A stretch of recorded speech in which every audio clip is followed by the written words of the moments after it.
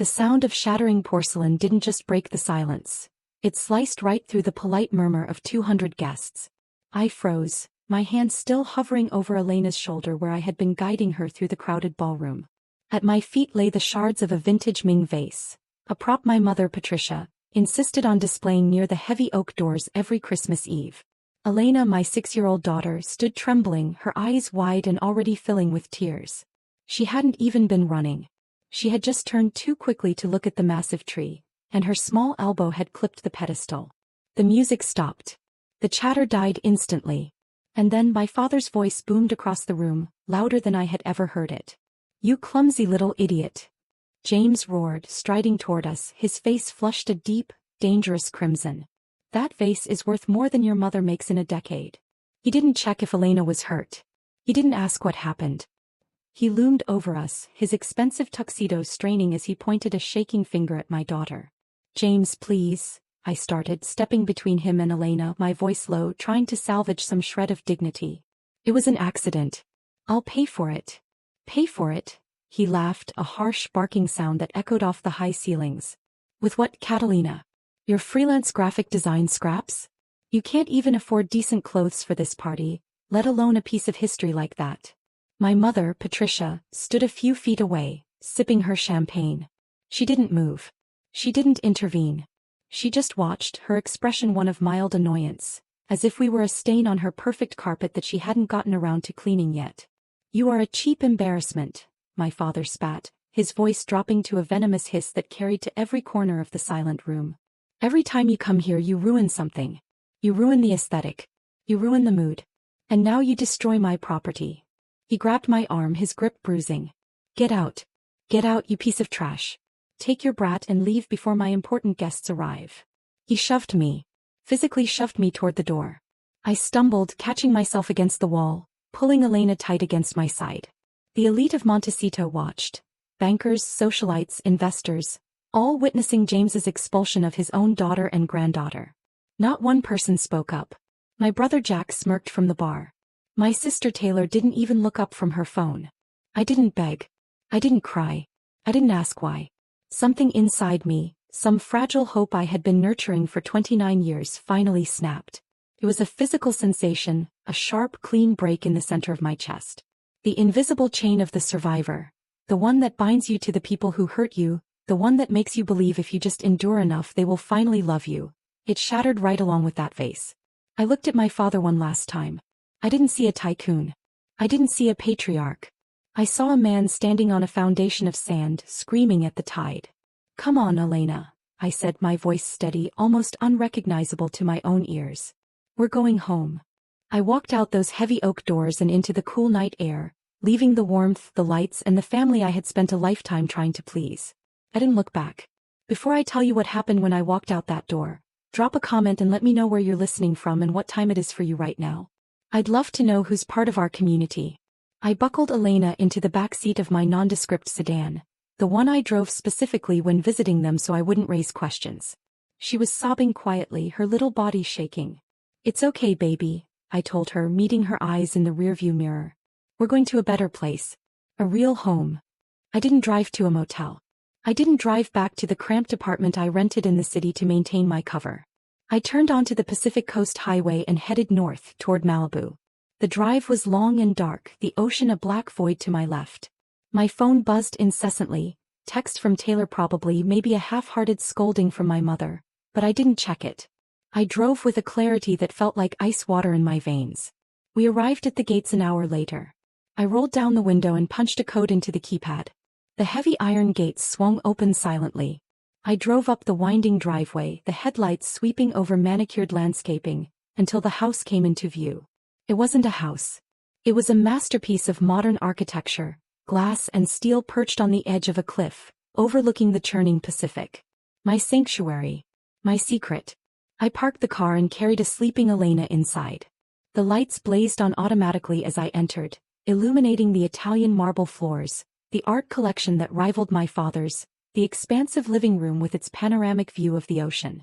I laid Elena down in her bed, a room designed for a princess, filled with the best toys and softest linens money could buy. I kissed her forehead and whispered a promise into the dark. They will never make you feel small again. I walked out to the main deck and poured myself a glass of wine, a vintage far superior to the swill my father had been serving. I leaned against the railing listening to the waves crash below. For years I had played the role they assigned me. The failure. The single mom who made bad choices. The struggling artist. I let them believe it because it was safer. It kept their jealousy at bay. It kept their greed from consuming me. But the truth? I wasn't a freelance designer. I was the founder of Oramed, an AI medical startup I had built from nothing in my garage while Elena slept in a playpen next to my desk. I had sold it 18 months ago for $42 million. Post-tax. I took a sip of wine, the taste sharp and grounding. Why did I hide it? Why did I let them treat me like dirt when I could have bought and sold their entire lifestyle 3 times over? Because of the breadcrumbs. That's how they get you. They starve you of affection, of approval, of basic kindness. And then, just when you're about to break, just when you're ready to walk away, they toss you a crumb. A smile from my mother when I complimented her dress. A nod from my father when I brought a gift he actually liked. A moment of laughter with my sister. Those tiny, insignificant scraps of connection felt like a feast to a starving child. They kept me hooked. They kept me hoping. They normalized the cruelty, making me believe that if I just tried a little harder, if I was just a little more perfect, the crumbs would turn into a meal. It's called intermittent reinforcement. It's the same psychological mechanism that keeps people addicted to gambling. You lose and lose and lose, but that one small win keeps you at the table. I had been gambling with my dignity for 29 years. And tonight the house had finally won. I thought about the mortgage. My father didn't know it, but his private lender, the entity that had refinanced his estate when he was on the brink of bankruptcy 2 years ago, was a holding company. My holding company. I had saved them. I had been quietly paying their bills, funding my brother's reckless hedge fund through shell investors, keeping my sister's influencer lifestyle afloat with anonymous brand deals. I had done it all hoping that one day I could reveal the truth and they would finally love me. Not for the money but for the fact that I had protected them. How stupid. How incredibly, heartbreakingly stupid. I finished my wine and set the glass down on the railing with a decisive click. The sound echoed in the quiet night. The wind whipped my hair around my face, cold and biting. The breadcrumbs were gone. The table was overturned. I wasn't the daughter begging for a seat anymore. I was the landlord. And eviction notices were about to be served. I went back inside and locked the door. For the first time in my life, the silence didn't feel lonely. It felt like power. The morning sun hit the floor-to-ceiling glass of my bedroom, turning the ocean view into a blinding sheet of gold. For a split second in that haze between sleep and waking, I forgot. I reached for my phone on the nightstand, expecting the usual emails from my developers or a text from Elena's school. What I found instead was a digital assassination. My notifications were stacked deep. Hundreds of them. Instagram, Facebook, texts from distant cousins I hadn't spoken to in years. My stomach turned over, a cold stone dropping into acid. I opened Instagram first. There was Taylor. My sister, the influencer, the model, the girl who had spent her entire life curating a reality that didn't exist. She had posted a story 3 hours ago. It was a black screen with small white serif font, her signature serious aesthetic. Please pray for my family right now. Addiction and mental health battles are so real and they happen in even the best homes. We are heartbroken but we will never stop loving her. #sisters, #pray for Catalina. I stared at the screen, my pulse thrumming in my ears. Addiction? Mental health battles? I swiped to the next slide. A photo of my mother, Patricia, looking pensive and elegant in her garden, gazing sadly at a rosebush. The caption was a masterpiece of vague toxicity. A mother's love is unconditional even when it is rejected. We did everything we could to help her last night. Now we must let her find her own bottom. We ask for privacy as we deal with this family tragedy. They weren't just explaining away my absence. They were rewriting history. They knew exactly what they were doing. The elite of Montecito had witnessed James throwing me out. They saw the violence of it. To protect their reputation, to keep their standing as the perfect dynasty, they had to make me the villain. Or worse, the victim of my own instability. If I was crazy, if I was on drugs, if I was having a breakdown, then James wasn't a cruel father. He was a concerned patriarch, doing what had to be done. My phone buzzed in my hand. A text from an old family friend, Mrs. Galloway. Catalina, honey, I saw Taylor's post. If you need a rehab center recommendation, my nephew went to a wonderful place in Arizona. I didn't throw the phone. I didn't scream. I felt a strange, icy calm wash over me, extinguishing the last ember of guilt I had been holding on to. This was a whisper campaign. It was a tactic James used in business all the time. If a competitor threatened him, he didn't attack their product. He attacked their character. He planted seeds of doubt until no one wanted to do business with them. Now he was using the playbook on his own daughter. They were trying to destroy my credibility so that if I ever tried to tell the truth, that I was the one supporting them, no one would believe me. She's delusional, they would say. She thinks she's a millionaire. It's part of her psychosis. I scrolled through the comments on Taylor's post. So brave of you to share, Tay. Sending love to your poor parents. I always knew there was something off about her. They were mourning me while I was still alive. They were burying my reputation to save their own social standing. I walked into the bathroom and splashed cold water on my face. I looked at myself in the mirror. I didn't look like a drug addict.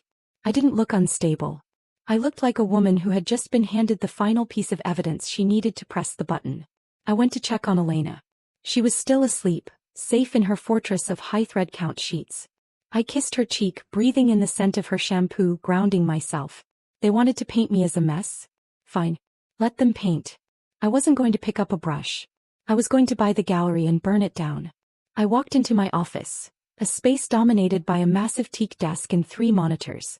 This was where the freelance graphic designer vanished and the CEO of Aura Holdings emerged. I sat down and opened my laptop. The screen glowed to life, a familiar blue light that felt like armor. I didn't log into Instagram. I didn't write a defense post on Facebook. I logged into the secure portal of my private equity firm. The dashboard loaded. Rows of numbers, assets, and liabilities scrolled across the screen. It was a map of my family's entire existence, and they didn't even know I was the cartographer. I pulled up the file labeled Protocol, JPTJ, James, Patricia, Taylor, Jack. First, the house. I navigated to the real estate holding shell company I had established 3 years ago. When James had leveraged the Montecito estate to the hilt to cover bad investments, the bank was days away from foreclosing. I had stepped in through an intermediary, buying the distressed note for pennies on the dollar but keeping the terms active. Technically, James had been missing payments for 6 months. I had been letting it slide, marking them as deferred in the system to keep a roof over their heads. I changed the status from deferred to default. I typed out a memo to my legal team. Initiate immediate foreclosure proceedings. Notice to quit to be served within 24 hours. No grace period. That's it. My brother, the hedge fund genius. He thought he had secured a $2 million seed round from a silent angel investor in Singapore. He loved bragging about his Asian connections. He had no idea the Singapore entity was a subsidiary of Oramed. I pulled up the investment agreement. There was a key man clause and a performance review stipulation that allowed the investor to pull funding if the principal engaged in reputational risk. I attached screenshots of his support for Taylor's smear campaign. I highlighted the clause. Execute clawback provision. Freeze all operating accounts. Demand immediate repayment of principal. And finally, Taylor. She didn't have loans. She had brand partnerships.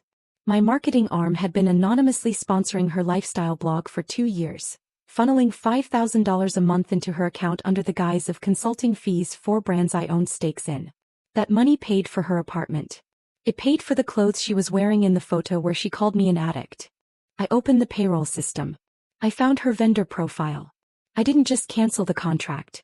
I flagged her vendor ID as fraud/high risk in the shared database used by major marketing agencies, a blacklist that would make it nearly impossible for her to get premium sponsorships again. It was surgical. It was quiet. There was no screaming, no shattered vases, no public scenes. Just the soft tapping of keys in a silent room overlooking the Pacific. I sat back in my chair. My heart rate hadn't even elevated. This wasn't revenge. Revenge is emotional. Revenge is messy. This was a correction. This was the market adjusting to new data. They wanted to tell the world I was incompetent. They wanted to say I was a charity case. I closed the laptop. The fan whirred into silence. Let's see how they survive when the charity stops. The phone on my desk didn't ring. It illuminated. It was a secure line, the one reserved for Marcus, my forensic accountant. Marcus doesn't call for small talk. He calls when the numbers stop adding up. We have a discrepancy, he said. His voice was dry, devoid of judgment, just data. Define discrepancy, I replied, leaning forward. Is it a rounding error or a problem? It's a felony, Marcus said. The air in my office seemed to drop 10 degrees. I opened the secure file he had just pushed to my server. It was the audit of my brother Jack's hedge fund, the one I had been anonymously funding for 18 months.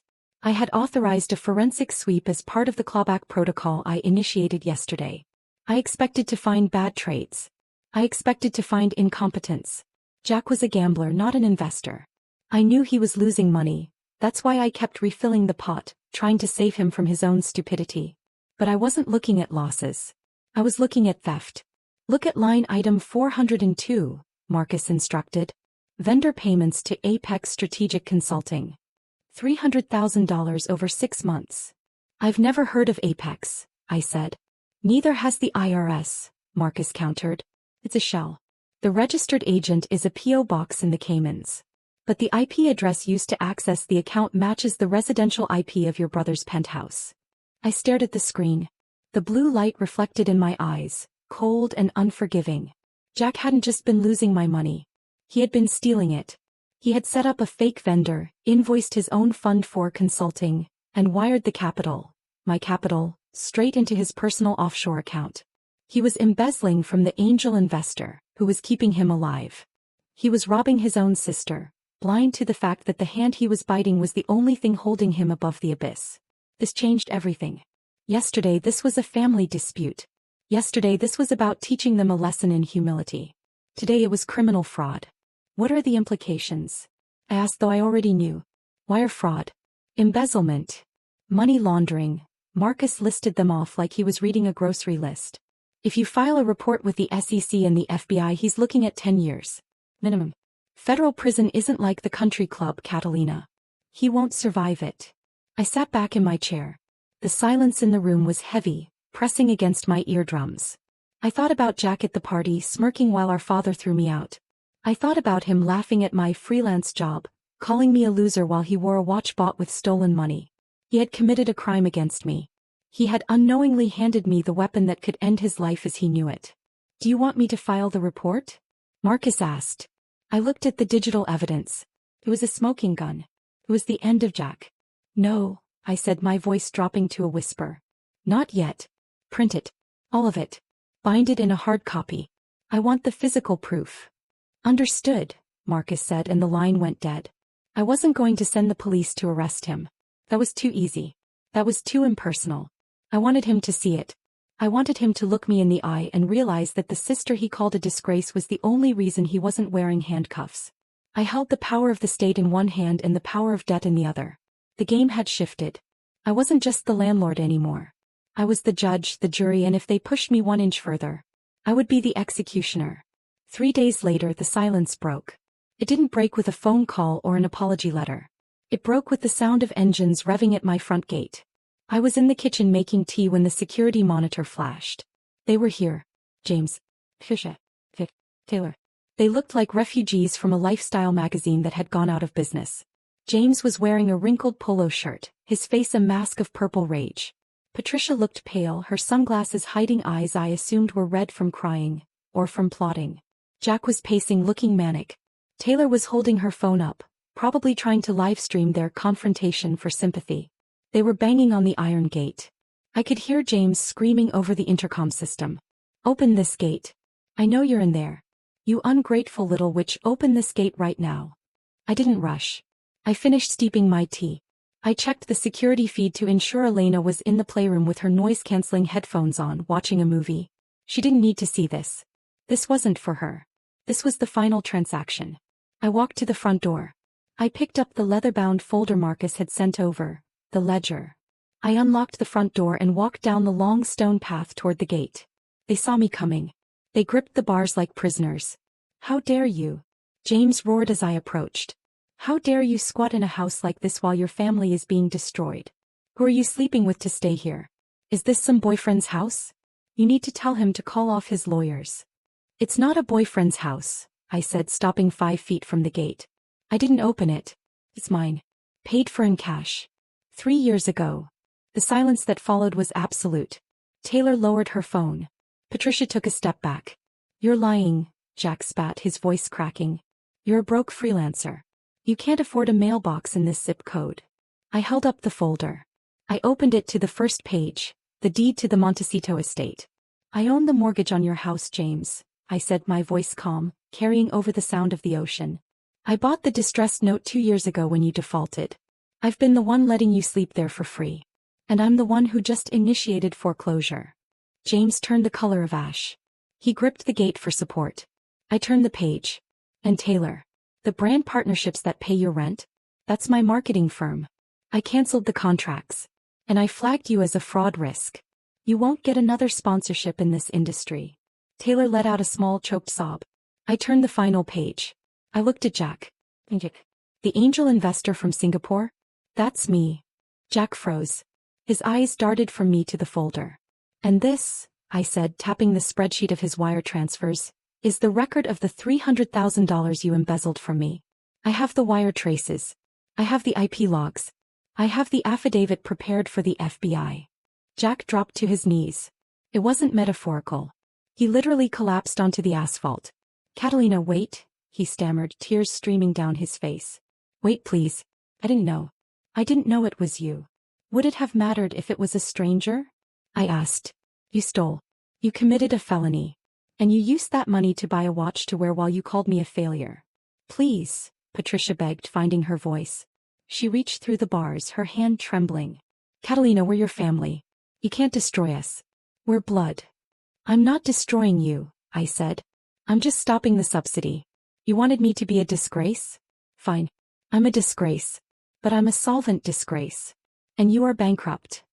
I looked at them, really looked at them for the last time. They weren't monsters. They were just small, greedy people who had gotten used to eating at a table they didn't pay for. You have 30 days to vacate the Montecito property, I told James. Jack, if you ever come near me or my daughter again, I file the report. That is the only mercy you will get from me. Catalina. James screamed, a desperate, broken sound. I turned around. I walked back up the driveway. I didn't run. I didn't look back. I heard them shouting, begging, crying behind me, but the sounds faded as I reached the heavy oak door of my home. I stepped inside and closed the door. The lock clicked into place. It was over. The empire didn't fall with a bang. It fell with a series of quiet, legal whimpers. The Montecito house was listed for auction within the month. The gossip columns in Santa Barbara had a field day with the tragic financial collapse of the family, though they never found out who pulled the trigger. James and Patricia moved into a 2-bedroom condo in a retirement community in Arizona, a place they used to mock.